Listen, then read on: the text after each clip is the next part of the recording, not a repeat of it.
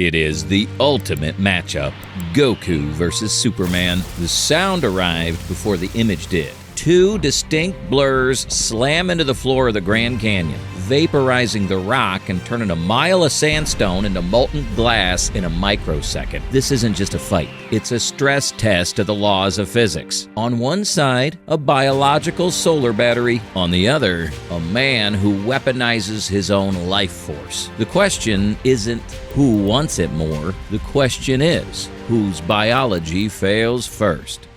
Section 1. Kinetic impact and biological density.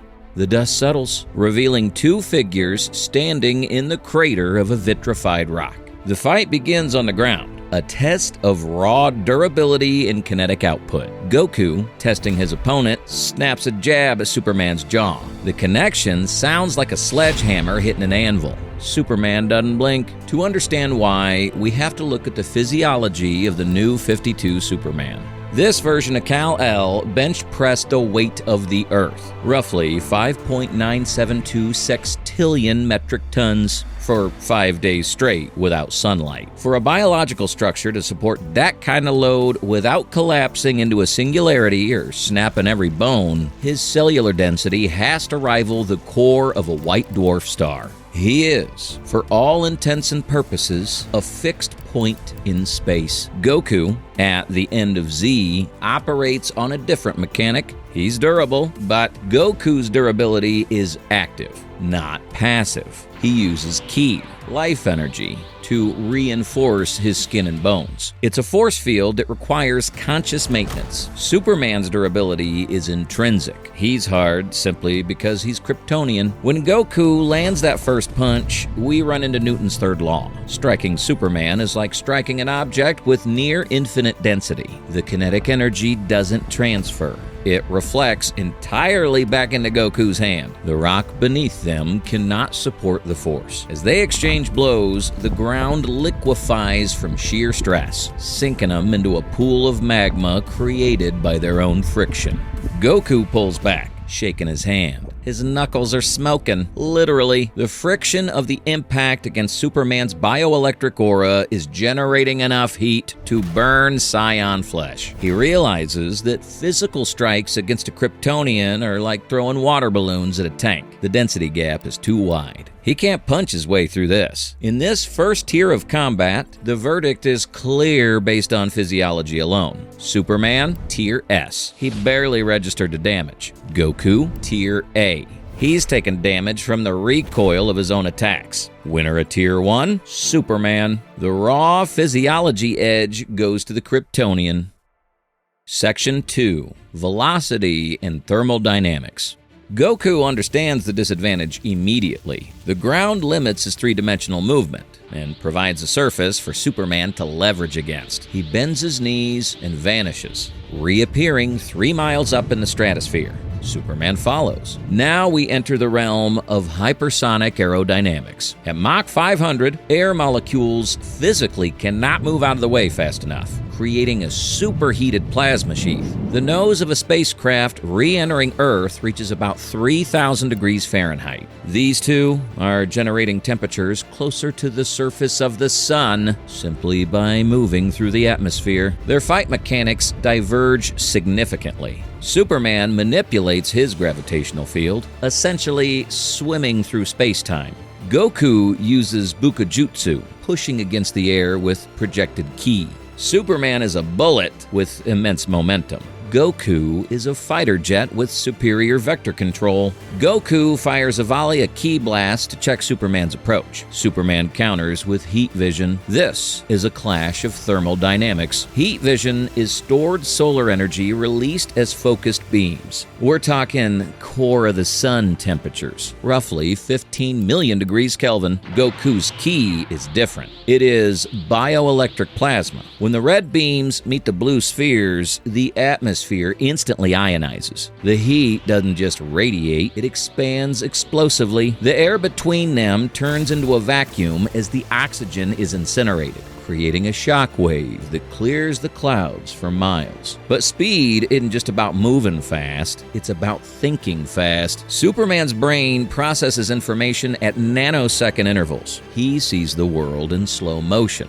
He can watch a bullet leave a gun and catch it mid-flight. Goku cannot process information that fast biologically, but he bridges the gap with martial intuition. He doesn't react to the punch. He reacts to the intent. He moves before Superman throws the strike. It's the difference between a supercomputer and a grandmaster chess player. One calculates every move. The other knows the game.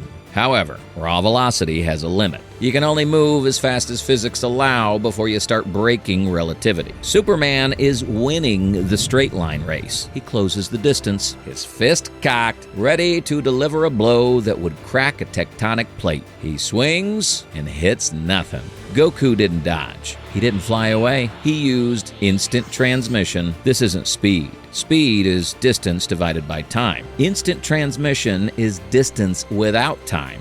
It is quantum tunneling on a macro scale. He deconstructs his mass and reconstructs it instantly behind Superman. While Superman is fighting friction and inertia to turn his massive density around, Goku is already there. He bypasses the velocity equation entirely. A sledgehammer blow connects with the back of Superman's neck. The impact sends a ripple through Superman's biofield, proving that while he's dense, he is not immovable. For the first time, the Man of Steel stumbles forward. He can track movement, but he cannot track displacement. In a dogfight, the one who controls the angle wins. Verdict/survival tier. Superman Tier A. He dominates linear speed and thermal output, but his momentum works against him when the target vanishes. He's struggling to track a target that doesn't exist between point A and point B.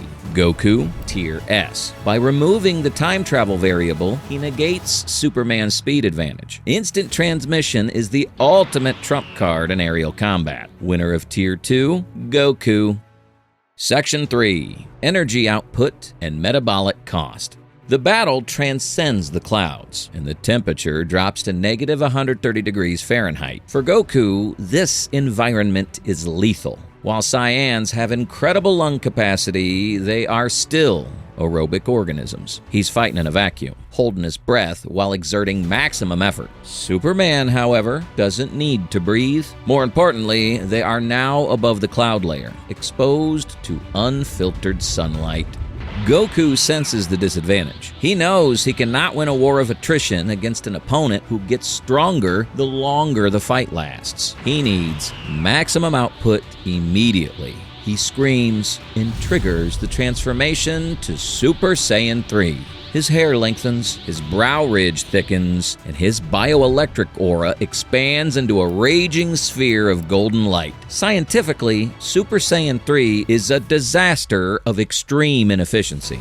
Goku burns through glucose and ki at a rate that defies biological comprehension. That massive aura is actually evidence of waste, energy bleeding off his heat and light. He is an internal combustion engine with cut fuel lines, generating 400 times his base power while his tank leaks rapidly. Contrast this with the Kryptonian physiology. Superman is now bathing in direct solar radiation, unhindered by the ozone layer. Every cell in his body is a photovoltaic battery. While Goku is burning his own life force to generate energy, Superman is absorbing an external, infinite power source. His metabolic efficiency is effectively 100%. He isn't spending energy, he is cycling it. The harder he fights, the deeper he breathes in solar radiation, the stronger he becomes. He stops fighting defensively. He hovers, eyes glowing red, waiting. Goku cups his hands. He pours everything remaining in his reserves into a single point. The Kamehameha he charges is not just a beam of light. It is a concentrated stream of plasma and spiritual pressure. When he fires, Superman does not dodge. He flies directly into the beam. This is a clash of energy density. The Kamehameha is powerful, but it's composed of ki. which has mass and exerts pressure. Superman flies upstream against the current. His heat vision cuts a path through the plasma, splitting the wave. The friction of his body against the energy stream strips the cape from his back and singes his suit, but his skin holds. He is a solid object moving through a fluid medium, but Superman has the leverage of flight and the durability to ignore the heat. He creates a bow shock, physically parting the energy sea until he slams into Goku's chest. The impact breaks the channel.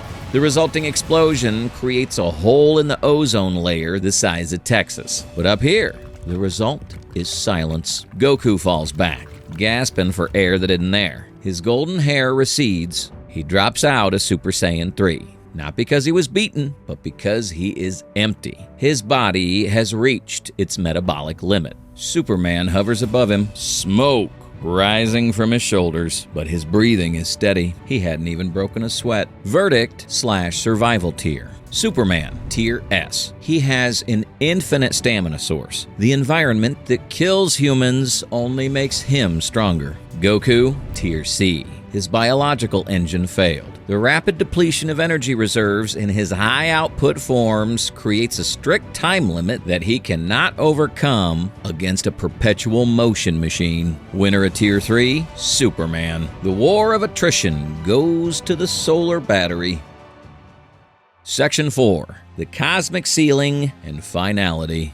Goku is falling. His chest heaving in the vacuum, lungs collapsing. He catches himself in low orbit, staring up at the being who hasn't even begun to pant. He realizes the energy war is lost. He has one option left, a strike so focused, so concentrated that it pierces the invulnerable. He gathers the scraps of his fading ki, the Dragon Fist. It is a desperate gamble.